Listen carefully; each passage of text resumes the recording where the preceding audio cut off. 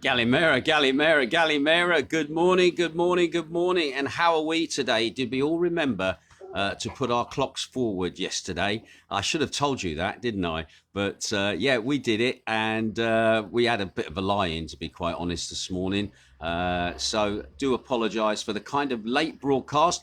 However, I did promise you yesterday that I would show you my Soul Cream van. Yes, it's real. Here it is, parked up in the driveway here in Macardo, not in the same colour scheme as it does on the adverts that I have running, but there's my Soul Cream van, the Vauxhall Viva Batmobile Soul Cream van, which, believe it or not, came all the way from Sweden. Absolutely fantastic. I love my little Soul Cream van, and as you can probably realise, it's just a model.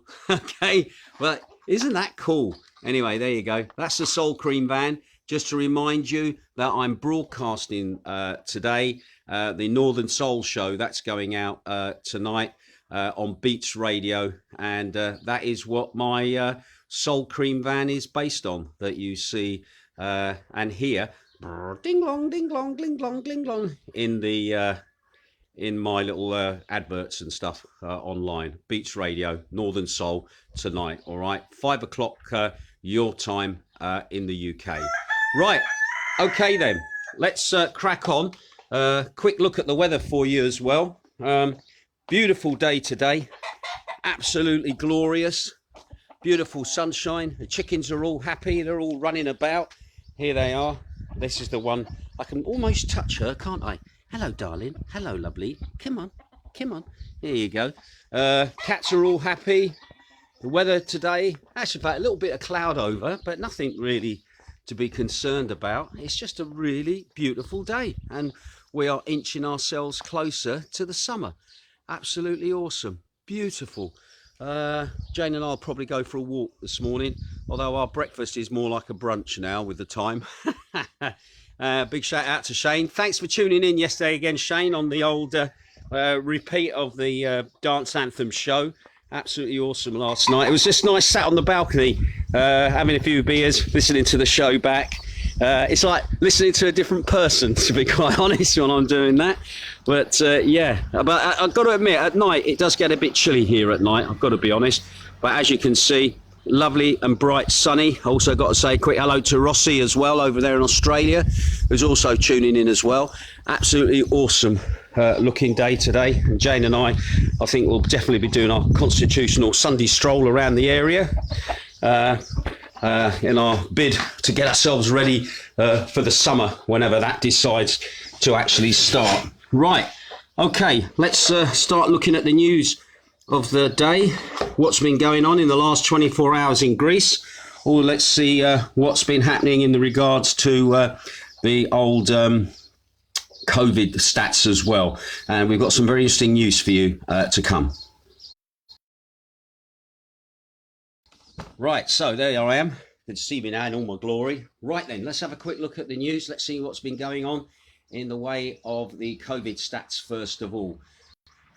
Just a quick reminder then, it is today the 28th of March. The month is slowly disappearing away. It is now day 142 of the lockdown. And I've been told I might be getting a bit of a haircut or something in the next few days if I'm lucky. Anyway, COVID in the last 24 hours. Right, at the moment, things are not looking good on the numbers. There has been an increase, all right. Yesterday, I reported to you 1,492 new infections. Well, today, as of yesterday, 3,133 new infections across the country, which is up, obviously, on the previous day. 252,590 cases since the pandemic started. 51% of those are male. Anyway, as for new cases being identified at entries into the country, and I didn't have the number for that yesterday. I inadvertently hadn't put it in, but I did my checking again. There were 5 cases reported on entry into the country, And yesterday, that has now risen to 6 new cases were identified entry into the country. So unfortunately, that number is up. Now, when it comes to the national stats in regards infections in different areas in the Ionian, Macardo yesterday reported no new cases. There were 5 cases reported on Kefalonia, and there were 3 new cases reported on Corfu, and 5 new cases reported here in Zakynthos. However, checking through the local news and everything else, I think those national stats were just playing catch up, because we've had no new cases reported here on the island within the last 24 hours. So I think the national figures are just playing catch up at the moment.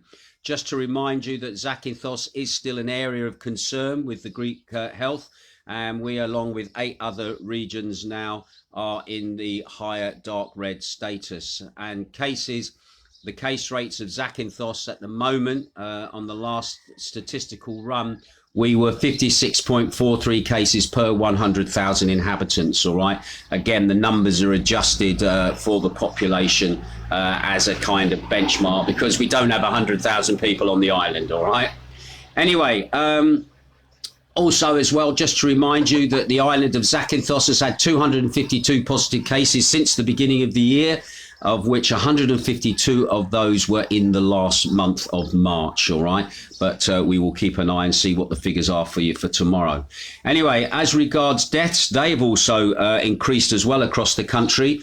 Last time I reported you 53 new deaths across Greece. Well, yesterday, 72 new deaths across Greece. Our condolences to those families that are affected, bringing the grand total of deaths at the moment to 7,826. The average age of those people passing away, 79 years of age, and 96.4% of those had underlying health conditions or were over the age of 70. And once again, just reiterating, the death rate for Greece in 2019 on a daily basis was round about 329 deaths a day on average. At the moment, Zakynthos, no increases of deaths here. We've still just had 3 deaths this year. 1 in February and 2 in March. And all of those people were over the age of 70 with underlying health conditions.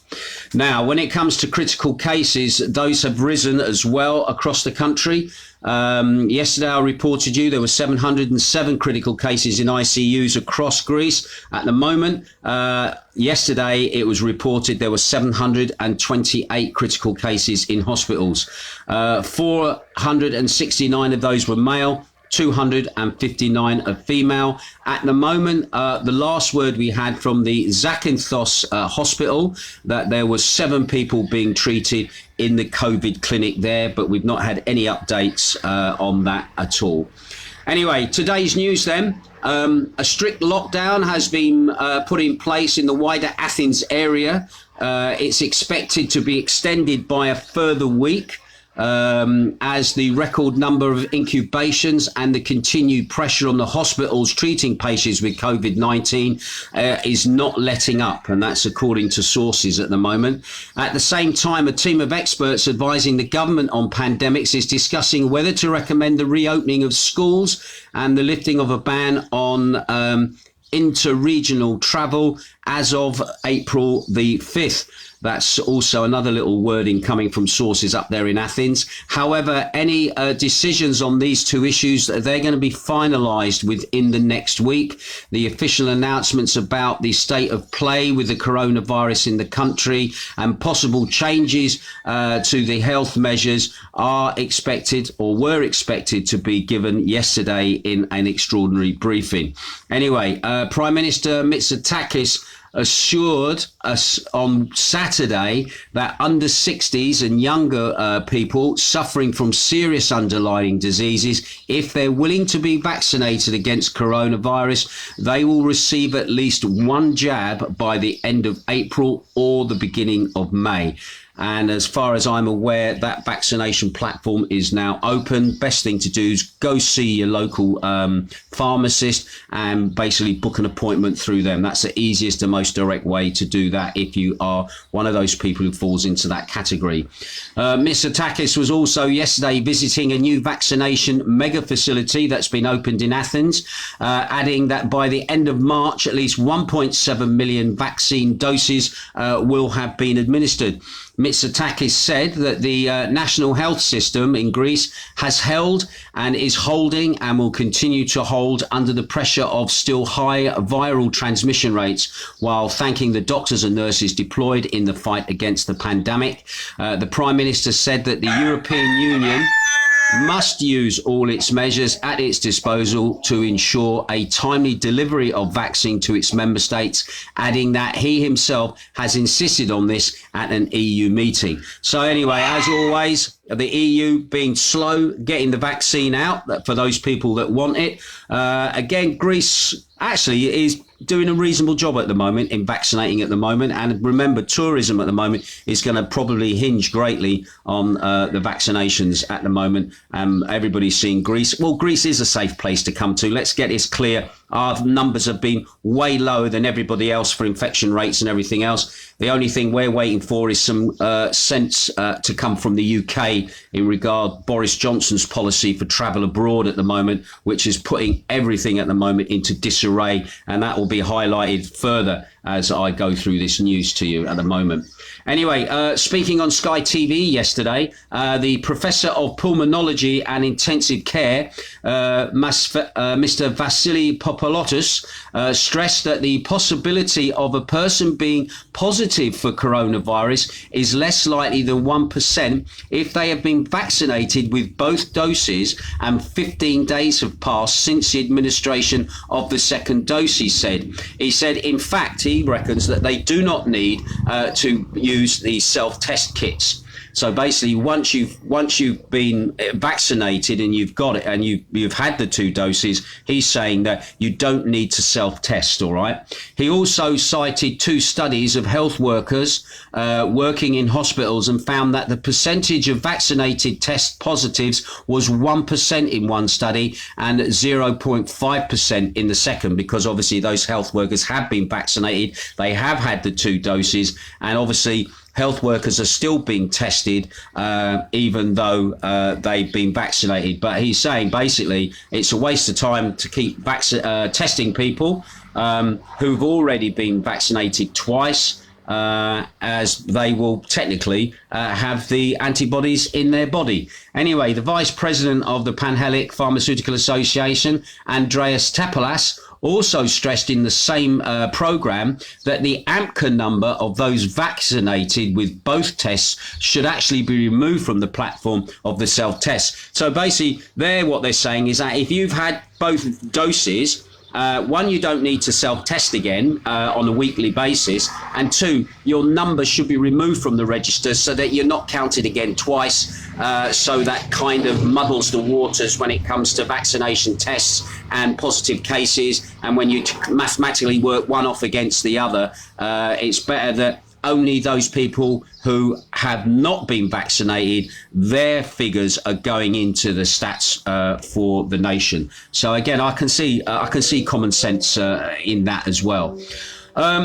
Also, interestingly, I know we have a lot of listeners who are tuning in from Cyprus at the moment. Cyprus at the moment is undergoing some changes at the moment. The Cyprus Health Ministry says that the spread of the UK variant of coronavirus throughout the Eastern Mediterranean nation has marked an alarming increase, making up 95.5% of all new infections from the 16th of February through to March the 6th. Now, the Cypriot ministry said statistics show that the cases of the UK variant have more than doubled from the 2-week period covering the 1st of February to February the 15th. It also said that various studies completed within several European countries have indicated that the UK variant is 50% more contagious. In Cyprus, it's is also appearing in younger COVID-19 patients, which has resulted in more hospitalizations of younger people. Between March the 10th and March the 23rd, there were 5,093 new COVID-19 cases reported in Cyprus, which have been diagnosed. The 14-day cumulative diagnosis rate for there is 573.5 per 100,000. So you can see that number is far higher than the number is here for us here on Zakynthos at least. Anyway, as of March the 23rd, a total of 42,028 COVID-19 cases have been diagnosed on Cyprus of around 900,000 people, of which 248 died due to COVID-19. Anyway, once again, our listeners over there or viewers over there in Cyprus, how is it affecting you at the moment? Are you seeing any great changes at the moment? You, I know, have a kind of slightly eased lockdown in comparison to us. I did report last week about the woman who was caught dancing in a restaurant somewhere in Limassol, who basically was tracked down on Instagram, fined, along with everybody else that was with her, and also the restaurant as well. So it'd be interesting to see how things are working out over there for you guys. Anyway, an interesting story, a little bit of light-hearted story, reference COVID connected again, I'm afraid. Although many expected the birth rate to increase during lockdown, when couples are stuck indoors with little to do, the number of births in Greece have actually declined compared to the figures recorded in years before. According to data released by the Greek Ministry of the Interior, births in November and December of 2020, 9 months after Greece went into its first lockdown in March, were actually down by 6.5% compared to this same period in 2019. Anyway, a similar decline of the birth rate in Greece was also noted in the months of January and February of 2021 compared to 2020. The next figure we're going to look at is what the divorce rate is going to be after the lockdown. At the moment, as I've said, we're 142 days in lockdown. There must be people sick of the sight of each other by now, especially married couples who haven't had the escape, except maybe taking the children occasionally to school or maybe going shopping. But anyway, we'll see how those figures then all pan out.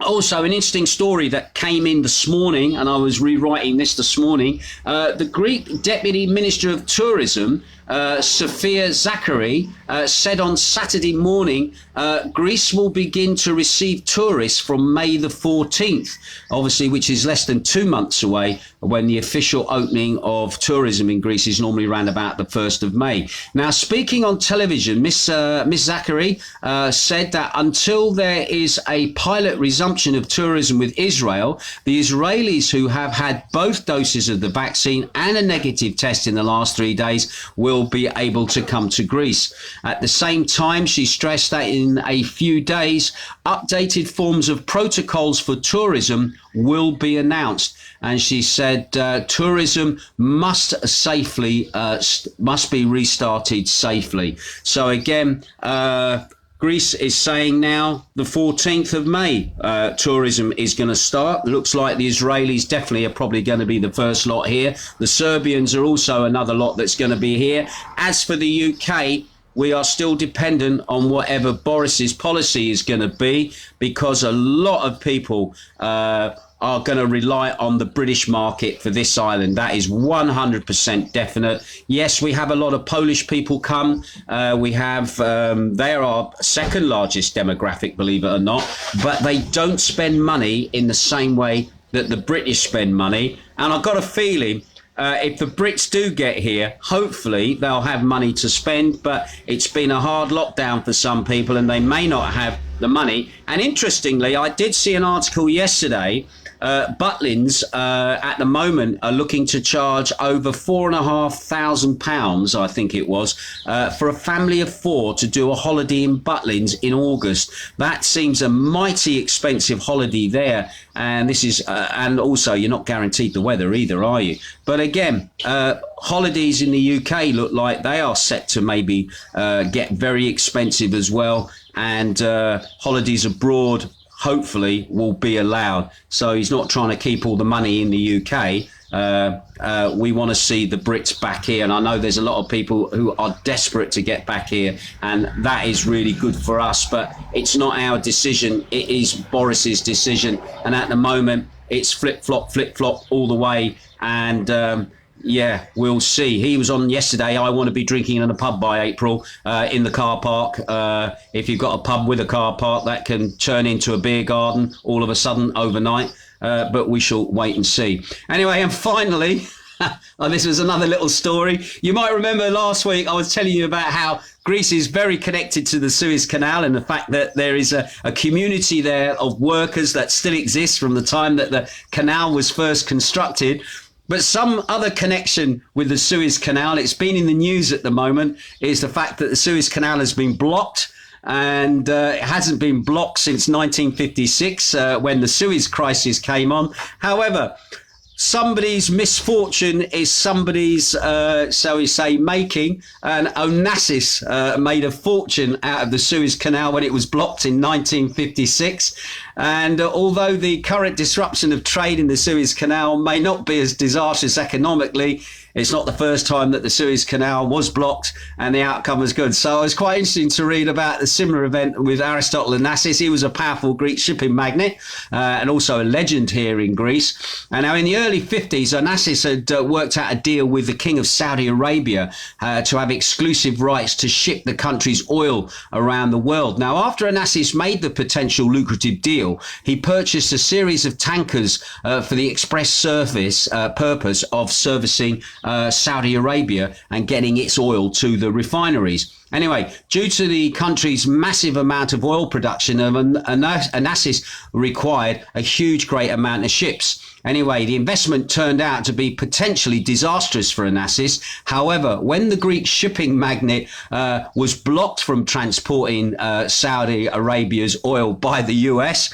they weren't the greatest of buddies in those days with Saudi Arabia, the US companies, which had a prior agreement with Saudi Arabia for exclusive shipping rights over the country's oil, were outraged by Onassis's deal, and the US government even stepped in. Anyway, they refused to renew the charter of any of Onassis's ships and would not let his vessels load any oil when they reached the port in Saudi Arabia. So the deal between the Greek shipping owner and the country was then abandoned. Anyway, the blockade of Onassis's ships caused his insipid fortune to quickly drain as many of his vessels sat idle in the Red Sea. Anyway, Onassis even considered selling his massive fleet of tankers after he realised that he could not afford to pay back the loans that he'd received initially to buy the ships. So he was in a bit of a quandary. Anyway, his fortunes quickly turned, however, when Egypt cut off all access to the Suez Canal during the Suez crisis in 1956 after Israel invaded the Sinai Peninsula and the Gaza Strip, and the Suez Canal, one of the most important trade routes to the world, remained closed for 6 months. And then, like now, the ships were forced to circumnavigate the entire continent of Africa, a considerably longer trip, and soon there was not enough tankers to fulfill the global shipping demands due to the delays. So luckily, Onassis had a massive fleet of ships that had sat unused, the perfect solution to the global need for extra tankers. And Onassis turned what could have been ruin into a boon as he demanded such high rates for the use of his ships that, and they were not under contract either. He actually made a fortune. There you go. So there you go. From somebody's misfortune comes goodness. But we will see how the block of the Suez Canal is affecting us. I don't think it's affecting us in any great deal at the moment. We've still got the lights going. Anyway, let's have a quick look. See who's tuning in at the moment. I think I've seen a weather forecast from the lovely Amanda. Anyway, Brett Weston says, good morning, my friend. Nice to see you, Brett. Annalise Willis is watching as well. Quick wave back to you, my lovely. Jill Jeff Steed is also looking in as well. Nice to see you, Jill and Jeff. Brett Weston is watching. Rossies is watching over there in Australia. Good to see you, big buddy. Julie Meldrum is watching. Rachel Hanson is watching as well. Chippy Woods in Spain is tuning in as well. well. Nice to see you, Chippy. Steve Simpson is also watching as well. Shane Bowen up there on Exmoor. He says, Gallimera Ginge, loving the Soul Cream band. Laugh out loud. Cheers, mate. It's on the road this afternoon, all right? 5 o'clock UK time till 7 o'clock. That's 7 o'clock Greek time till 9 o'clock. Enjoy. Great show lined up of Northern Soul tunes. Susie Angus is also watching as well. Patsy Ann Dobson says, good morning, Ginge. Looks lovely there. Hope it brightens up here in Margate. Oh, bless, I love Margate. How are the chickens? How's the chicken with the broken leg doing? Well, to be honest, the chicken with the broken leg, can I thank Jan, who lives up the road from us, who was giving us lots of advice about how to deal with it. He was giving us a cage, a special cage to put the chicken in. We haven't seen the chicken in the last few days. I don't know where she's disappeared to. Her leg actually seemed to be, although we're not sure if it's broken or whether it was dislocated. The only problem we had, we couldn't get close to her without really stressing her out. And she seemed to be hopping about quite happily with all the other chickens. Although she did look a bit tired at times, I've got to be honest, and a bit worried more about the cockerels saw her as easy prey for their other activities, if you know what I mean. But to be honest, we haven't seen her. So whether nature's taken its course or whether Yanni has decided to dispatch her, I don't know. But as I speak now, her sister is actually sat down beside me here, just on the floor here. So her little sister still comes up because we kind of give them stuff on the side so the others don't see, otherwise we're swamped, all right? But bless, yeah. I don't know. We keep looking out, and if we see her, we'll report on how she's getting. We've been trying to get her to come. We thought about setting a little trap up and then trapping her. But again, it's about stressing her in the state that she's in. And if she seems happy getting about, sometimes it's just good to let nature just take its course. Anyway, we'll see. Anyway, Steve Hilton, nice to have you tuning in. Old Lyndon is tuning in as well. Christine Brown is looking in. Rob Davis, Raffridge buddy, nice to see you looking in. Jack Armour, another Raffridge buddy. Bob Monroe, another Raffridge meeting here. Catherine Ling on the island is also tuning in as well. Amanda Gregory, the weather forecast at last. Thank you. Good morning, Ginge. Lovely and sunny today. Highs of 18 degrees. Feels like a factor of 22. Enjoy the day. £500 fine raised last night for healing poor. Oh, sorry. Yes, I understand now. I thought £500 fine. No, £500 was raised last night for Healing Poor's charity. That is fantastic. I'm so pleased about that you've managed to make some money, because at the moment, with the restrictions on Brexit, where stuff could be brought in, like puppy pads, etc., which are very, very expensive here. They could always be bought cheaper in the UK and then shipped over. That kind of at the moment is on hold. So I'm afraid at the moment it's cash is king to make things run. And also as well, legislation at the moment is going through to make it easier for the charities here to continue the good work that they're doing.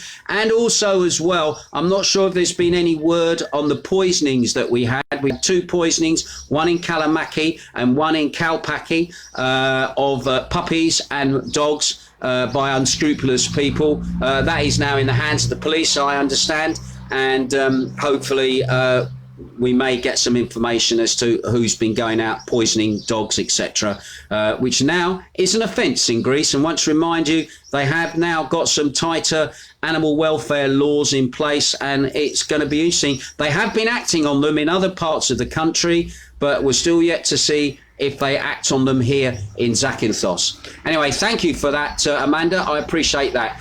Tracy M. Mitchell is watching as well. John Davis is watching.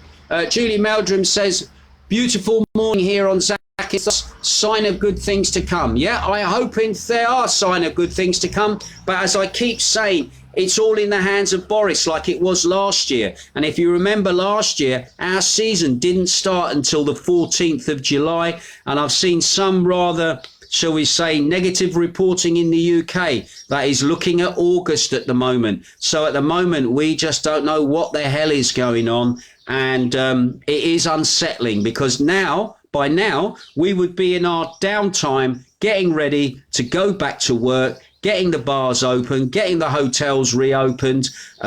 We'd have our flights from EasyJet just shuttling in and out on a Thursday and on a Sunday, so you could do a long weekend over here. But on the same token, we can whiz back to the UK to sort out anything that we need to sort out before the summer starts. Go see family, get little goodies that you want to bring back over that you can't get here. But that's all gone now, and we're just going to have to wait and see what happens. And if hopefully some common sense starts to reign through.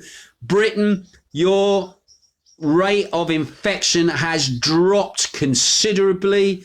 Why you're worrying about variants coming in from outside in? Is your vaccination program not working? Why is it you've been running around vaccinating and doing a grand job on that? You're not trusting it now from coming from outside in. You've got to open the doors. You've got to let people out. It's strange. If I was an illegal alien landing illegally, I get a better welcome than I would do if I'm trying to leave Britain and come to Greece. I would be breaking the law. So again, this madness that is prevailing. Boris, wake up, wake up. Look at what the economy is doing.